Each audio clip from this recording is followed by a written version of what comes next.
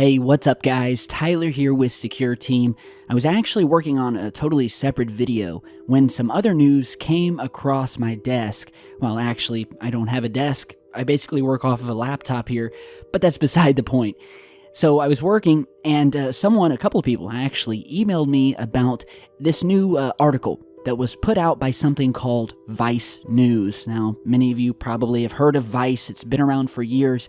They actually used to put out some pretty hard-hitting news stories, videos, mini documentaries, but today it's pretty much just like BuzzFeed, where instead of actually doing hard-hitting news, their basic goal would seem to be just to tell people what to think and feel.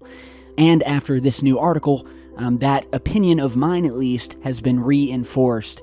And I'll tell you why. Maybe I'm being biased here, but I'll let you judge after we go over this article.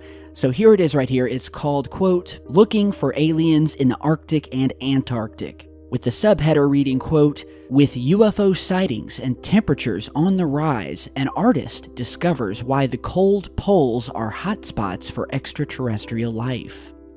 And so just from reading that, you might get the idea, okay, well, maybe this is like a cool article about why Antarctica and the North Pole as well are so mysterious. Why are UFO sightings and just sightings of strange activity altogether rising in these areas? But as you go on reading it, it quickly becomes a sort of hit piece about aliens and UFOs in general, and even takes a swipe at yours truly, Secure Team. And so let's go ahead and go down the article a bit.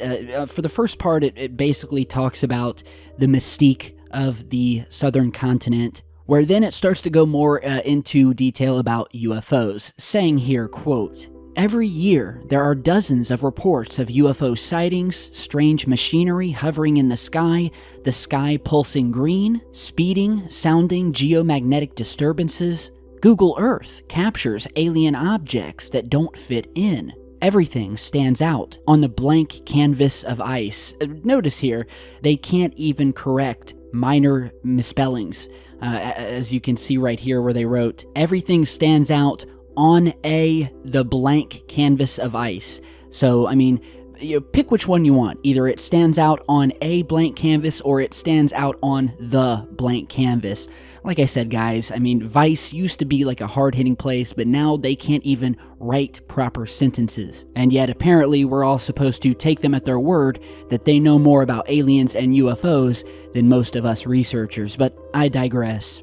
The article continues, quote, "UFO hunters and agencies of extraterrestrial investigation look out with hawk eyes, detecting sites of crash landings, curious-looking underwater alien bases, and obscure cloud formations that pose seductive anomalies. Peculiar dark floating blobs have been sighted in the Alaskan Arctic. People have spotted a giant staircase to the underworld in Antarctica, the lost pyramid of Atlantis, and abandoned spaceships."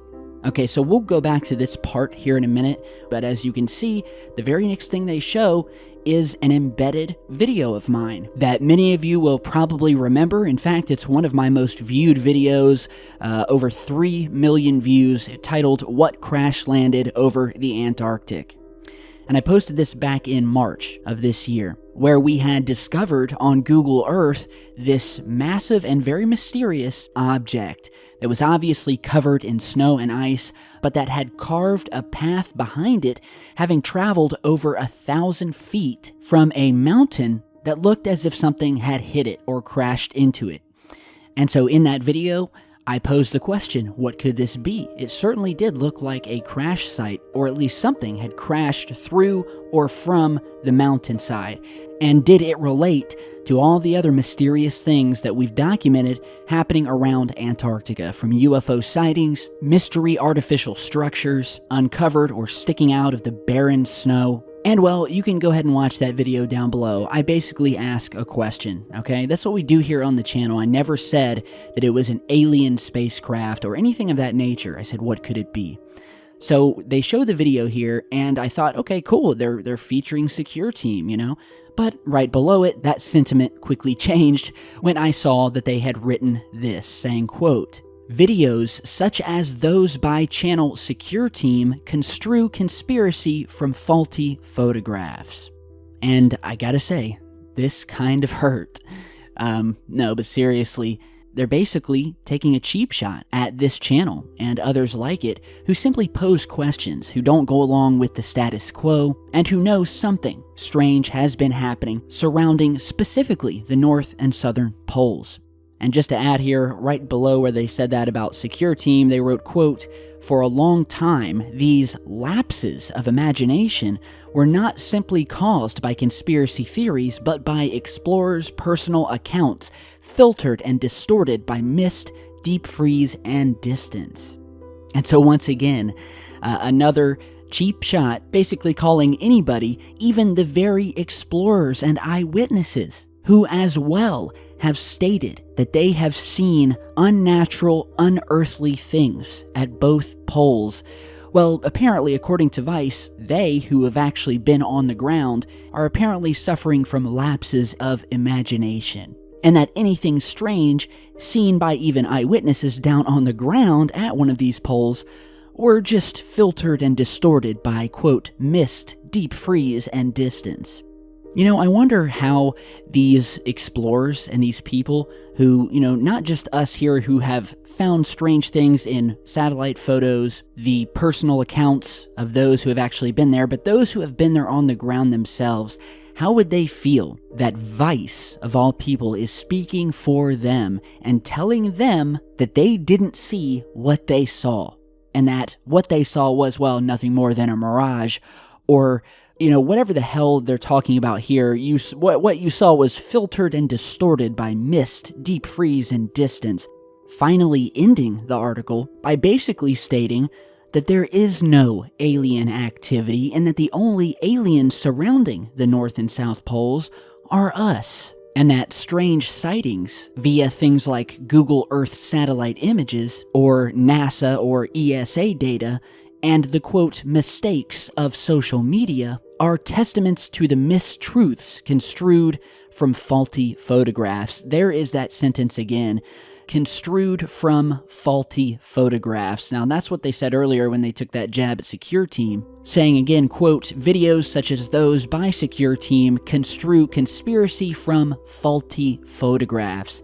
So apparently, and it's funny because they use the phrase faulty photographs, and yet they post a video showing perfectly legitimate imagery of this anomaly in Antarctica. When I hear faulty, I think glitch, or I think image stitching, or in other words, an image from one of these satellites where things get all warped or stretched, and it's made to look like something it's not. But that's not what we have here in this specific video. This is an actual object. You can see the trail being left behind it. There is no faultiness in this image.